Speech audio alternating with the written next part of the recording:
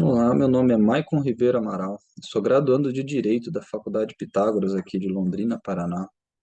E o meu trabalho de conclusão de curso teve o título como Da Persecução Penal em relação aos crimes de repercussão midiática. Preliminarmente, vamos à introdução, alguns conceitos, principalmente de mídia. Mídia é o conjunto de meios midiáticos do qual é utilizado para compartilhar determinadas informações, seja via rádio, televisão e todos os outros meios disponibilizados pela internet.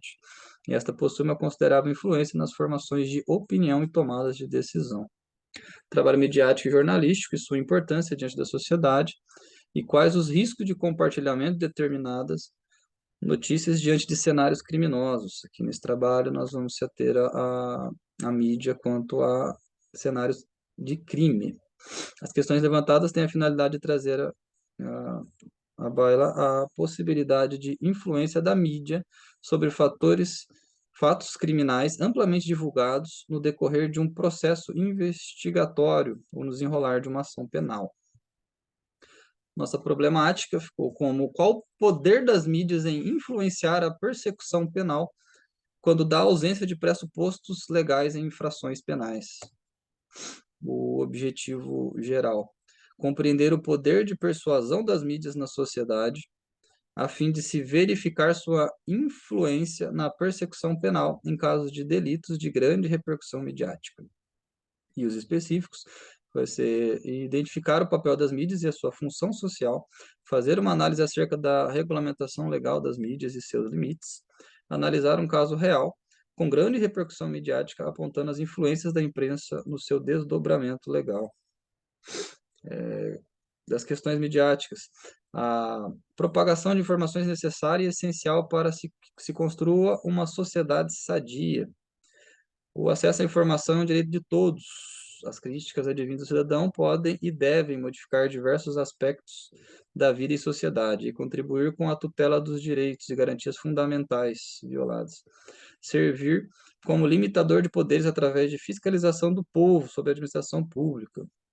Segundo o Marshall McLuhan, mídia é uma extensão de nós mesmos e argumenta ainda que deveria ser uma ferramenta confiável e usada até como uma expressão de arte.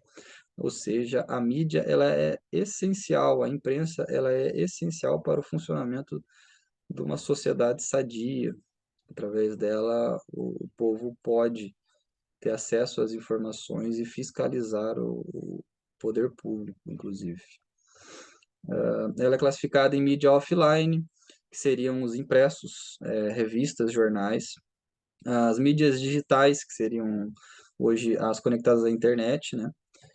Os portais de notícias e também as redes sociais, aí, como Instagram, Facebook e similares. Mídia orgânica e mídia paga, seria a mídia orgânica, então, aquela feita pela própria, pela própria empresa no seu próprio perfil, né, de forma gratuita, sem onerosidade. E a paga seria o tráfego de dados ali, o merchandising ali.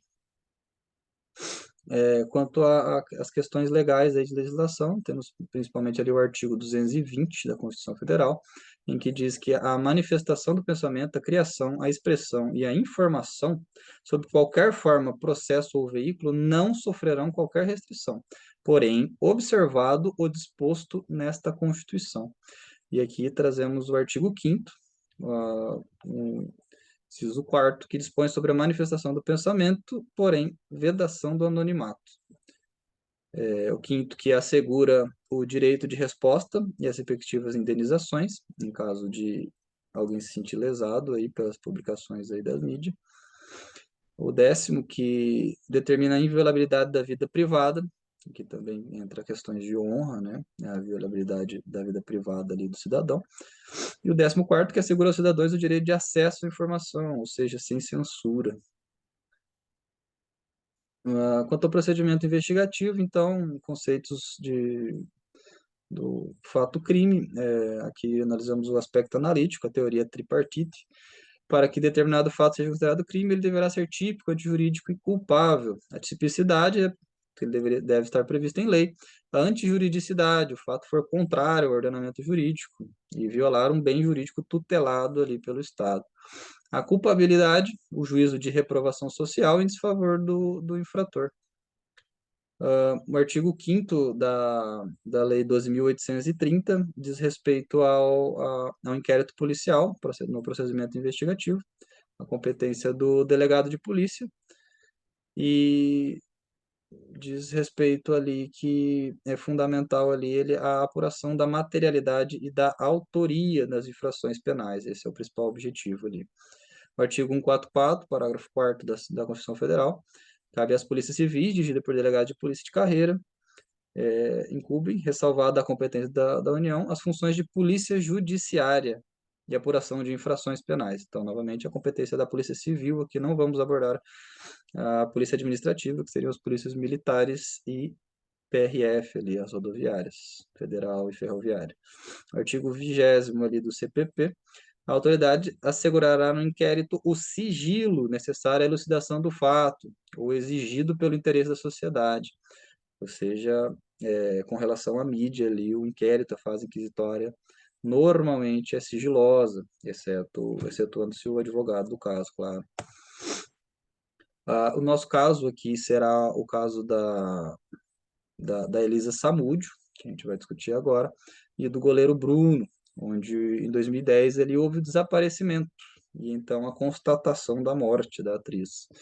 Os portais de notícias, como G1 e R7, na época ali, chegaram a noticiar as autoridades, a noticiar ali que a Elisa já havia procurado as autoridades policiais, noticiando agressões por parte do ex-companheiro ali, do goleiro Bruno. Isso antes da morte dela, antes do sumiço, né? Porém, as declarações do delegado, as declarações iniciais ali do delegado do caso, que foi o Edson Moreira, deixou claro que ainda não haviam indícios de materialidade, ou seja, com a ausência do corpo da Elisa, que é a materialidade, o caso foi tratado apenas como desaparecimento, inicialmente ali. Bom, o ex-goleiro Bruno está sendo apontado como possível autor dos fatos e por atuar em um grande clube de futebol aqui no Brasil, o caso acabou tomando uma repercussão aí, ganhou uma grande atenção da mídia. Nesse caso, o Bruno e mais outras pessoas foram indiciadas por homicídio, com ocultação de cadáver, formação de quadrilha, sequestro, cárcere privado e outros. Porém, a discussão ainda estava no desaparecimento do corpo de Elisa, e como a gente acabou de falar ali, o inquérito busca apurar indícios de materialidade e autoria. Então, a materialidade, que no caso aqui seria o corpo dela, para constatação do homicídio, né? Na época, a mídia transmitiu falas antigas do Bruno sobre casos alheios, para demonstrar uma personalidade polêmica, e explorou o movimento de atletas de futebol com crime, principalmente em desfavor de mulheres. A mídia buscou aí falas antigas do Bruno aí tentando denegrir a imagem dele e ganhar ibope, né, no caso ali, e ganhar audiência ali para o seu jornal ou mídia. A mídia jornalística começa a trazer à tona antigas denúncias feitas por Elisa, que inclusive haviam sido feitas por ela diretamente aos jornais locais, informando que estava sofrendo agressões. A mídia também deu destaque a comentário de leitores que demonstravam revolta na conduta na qual Bruno estava sendo investigado. Havia uma grande pressão sobre a Polícia Civil no ato da investigação, vinda do público externo, sejam leitores de portais de notícia, ouvintes de rádio, comentaristas. A mídia também demonstrou que, embora não tenha sido declarado oficialmente a morte por conta da ausência do corpo da Elisa, que no caso seria a materialidade, houve uma morte simbólica. Isto é, pelo enredo em que se desenvolveu o fato ali, por denúncias antigas pela ter procurado a polícia, e mesmo assim não ter tido uma medida protetiva ou ter tido êxito ali, né, em salvaguardar a vida dela ali, pela recorrência de infrações similares, ainda que não houve corpo, houve a morte. A própria Polícia Civil foi obrigada a participar de coletivas, matérias, teve que ir a público, esclarecer fatos, como estava caminhando o curso das investigações, mesmo tendo aquela ressalva ali, aquela previsão legal ali de sigilo ali do processo, e ser apenas inquisitório, ainda não está no processo, ainda tudo unindo elementos ali para o oferecimento da denúncia do Ministério Público, né? O caso da Elisa Samúdio teve repercussão em razão do envolvimento do ex-goleiro Bruno, que mantinha contrato com um grande time de futebol, e pelo mistério do paradeiro do corpo dela. O papel da imprensa, que noticiou durante a fase investigativa, levantou diversas discussões acerca dos crimes em desfavor de mulheres, que por vezes restaram inconclusivos. Outros casos que não eram de um jogador como ele. Cobrança da mídia. E um outro caso aqui que eu trouxe foi o do Thiago Serial Killer, lá de Goiás, em que ele foi registrado mais de 20 assassinatos, ele foi condenado a mais de 600 anos. Nesse caso, o papel da mídia foi essencial, porque pôde, mesmo ele sendo um desconhecido, aí alertar todos do tomarem cuidado ali dele, levou a ele mesmo estando ali no processo inquisitório ainda, a talvez evitar muitas mortes, né? Grande repercussão do fato, bem como o aguardo na resposta por parte da população, fez com que a segurança pública unisse força a fim de capturar ele. Então, todas as polícias ali se juntaram ali para capturar ele o mais rápido possível, já que a mídia estava noticiando e a sociedade estava ansiosa por, por respostas. O esforço também se deu no judiciário, onde uma vez todos esperavam pelo desfecho após sobreviver sentença. Em um dos casos, o defensor público de Tiago, bem como o promotor, optaram por não recorrer da sentença. Então, em toda a mídia que deu e dada a gravidade do fato, eles resolveram nem recorrer ali do quantum da sentença ali. As considerações finais, para que haja harmonia nas relações público e privado, deve haver normas reguladoras para disciplinar toda a área da sociedade. Hoje, as mídias elas se propagam de forma instantânea, então as mídias têm que tomar cuidado ali por não porque assim que eles nas lives ali, em portais, notícias ao vivo ali, os próprios leitores já emitem opiniões e acabam influenciando outras pessoas que influenciam outras pessoas e formando um senso comum, baseado apenas em opinião pessoal e sem ter conhecimento a fundo do caso, né? Que ainda está em fase de inquisição e esse é um serviço da Polícia Civil.